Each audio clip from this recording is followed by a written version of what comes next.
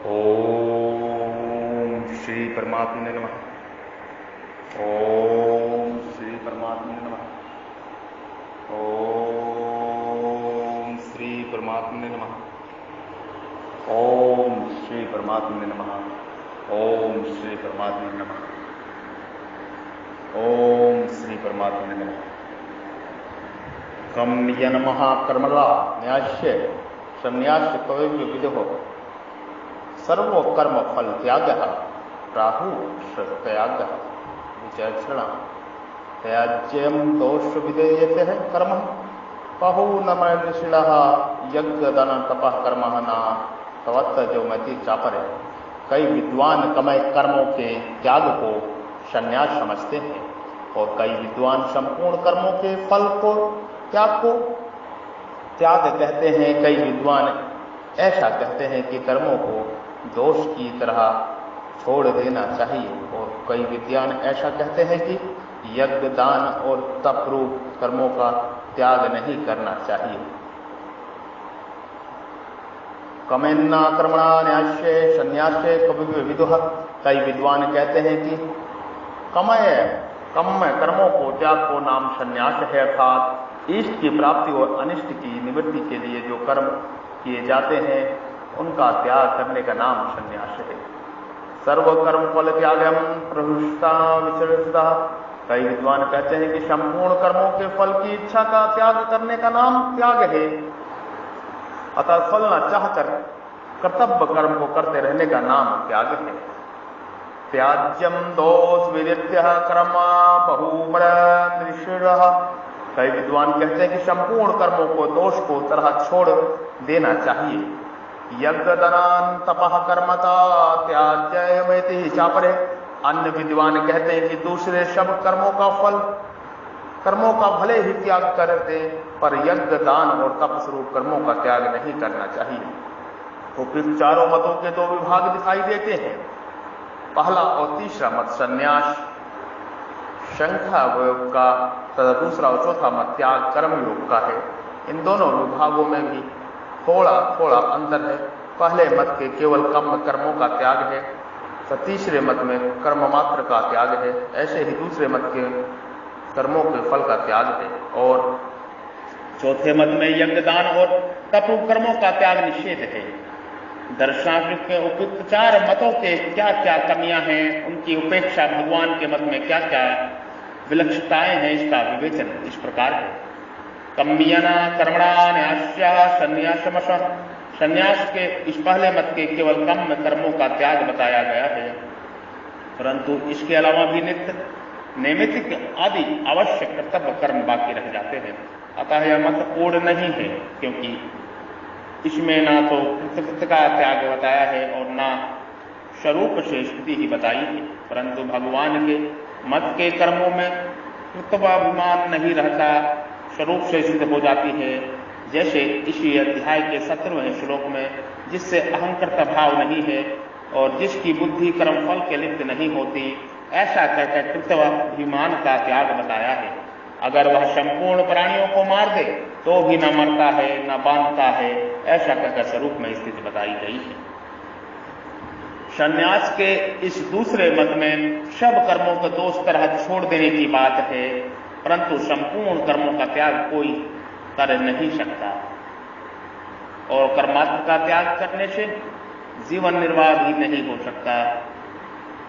इसलिए भगवान ने नियत कर्मों का स्वरूप से त्याग करने का राजस तामस त्याग बताया है। 18वें अध्याय का 7वां 8वां श्लोक सर्वकर्म फल त्याग के इस फल के मत में केवल फल का त्याग बताया है। यहाँ फल त्याग के अंतर्गत केवल कामना के त्याग की बात आई है। ममता आसक्ति त्याग की बात इसके अंतर्गत नहीं ले सकते, क्योंकि ऐसा लेने पर दर्शनानिक और भगवान के मत में कोई अंतर नहीं रहेगा। भगवान के मत में कर्म की आसक्ति और फल की आसक्ति दोनों ही त्याग की बात आई है। संगम तवत्तः प्लानितः यज्ञदान तपा कर्मणा त्याज्यम त्याग अर्थात कर्म योग। इस दूसरे मत में यज्ञ, दान और तपरूप कर्मों का त्याग न करने की बात है, परंतु इन तीनों के अलावा वर्ण, आश्रम, बस्ती आदि को लेकर जितने कर्म आते हैं उनको करने अथवा न करने का विषय में कुछ नहीं कहा गया है। इसमें अधूरापन है। भगवान के मत में इन कर्मों का केवल त्याग ही नहीं करना चाहिए, प्रकृत इनको ना करते हो तो जरूर करना चाहिए, और इनके अतिरिक्त तीर्थ, व्रत आदि कर्मों का भी फल एवं आसक्ति का त्याग करके करना चाहिए। 18वां अध्याय का 5वां 6वां श्लोक। पीछे के 2 श्लोकों में दार्शनिक विद्वानों द्वारा 4 मत बताने के बाद अब भगवान आगे के 3 श्लोकों में पहले त्याग के मत को बताएंगे, वैराग्य के मत को बताएंगे। दोषवत्पद व्याकरणवती पतन दोनों पृथक बनता है, परंतु दोनों का अर्थ 2 तरह का होता है। वती पृथक करने से दोषवत पद का अर्थ होता है कर्मों को दोष की तरह छोड़ देना चाहिए, और मतुम पृथक करने से दोषवत पद का अर्थ होता है दोष वाले कर्म छोड़ देने चाहिए, परंतु यहाँ वती पद का अर्थ लेना चाहिए, मृतम पद का नहीं, क्योंकि मृतम पद का अर्थ भगवान के मत के अनुसार है, दर्शनादि मत के अनुसार नहीं। दूसरा अंतर यह है कि वती प्रत्यय अवयव बनकर क्रिया का विशेषण होता है, मतम प्रत्यय कर्ता और कर्म का विशेष बनता है।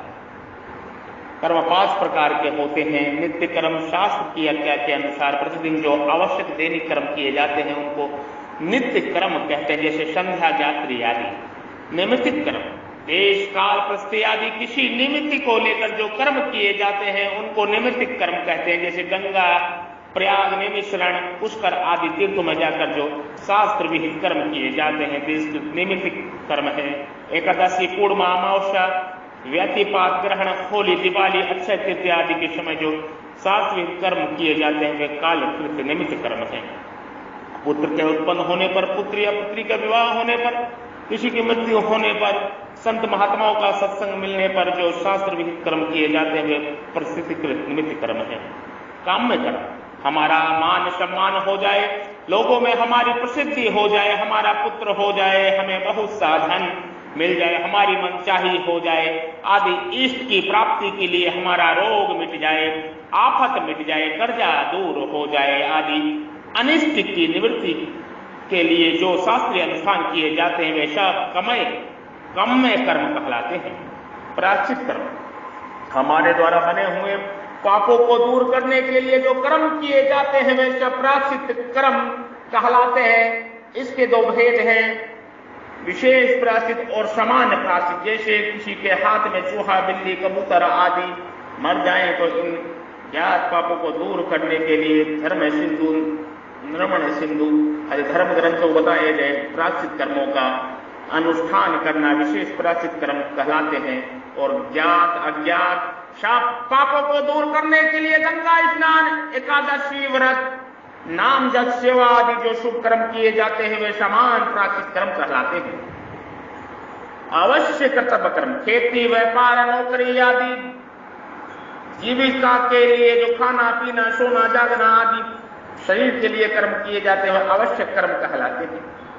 जहां फल के त्याग की बात कही गई है वहां फल की कामना का त्याग ही समझना चाहिए, क्योंकि फल का त्याग हो ही नहीं सकता। यह नियम है कि प्रत्येक कर्म फल के रूप में परिणित होता है। जैसे कोई खेती करता है तो वह अनाज का त्याग कैसे करेगा, व्यापार करता है तो मुनाफे का त्याग कैसे करेगा। जैसे अनाज होना खेती का फल है वैसे ही अनाज ना होना भी खेती का फल है। जैसे मुनाफा होना व्यापार का फल है वैसे ही घाटा होना ही व्यापार का फल है। परंतु कामना का त्याग करने से फल से स्वतः संबंध विच्छेद हो जाता है। गीता के 18वें अध्याय का 12वां श्लोक। इसलिए भगवान ने सिद्धि और असिद्धि दोनों को सम रहने का योग अर्थात समता कहा है, गीता के 2 अध्याय का 48वां श्लोक। क्योंकि सिद्धि और असिद्धि दोनों कर्मों का फल है। सिद्धि और असिद्धि का सम रहने का तात्पर्य है कर्म फल में मनता आसक्ति न करना अथवा कर्म फल में अथवा संबंध न जोड़। ओम श्री परमात्मने नमः। ओम श्री परमात्मने नमः। ओम श्री परमात्मने नमः। मैं प्रभु का हूं और प्रभु मेरे हैं। मैं आपकी शरण में हूं प्रभु, मैं आपका ही हूं। ओम तत् सत सत्यम शिवम सुंदरम सत्य चित आनंदमय चिन्मय प्रभु की जय। प्रभु को नमस्कार हो, बारंबार प्रणाम हो, साधु साधु सत्यचित आनंदमय चिन्मय प्रभु की जय हो, जय हो। नमो नमः, साधु साधु साधु साधु। आप सभी के हृदय रूपी मंदिर में विराजमान परब्रह्म परमेश्वर ईश्वर को हम प्रणाम करते हैं, नमस्कार करते हैं, जो ब्रह्म आपके हृदय रूपी गुहा में विराजमान है। कृपा हमारा प्रणाम नमस्कार स्वीकार करें। जय सनातन धर्म।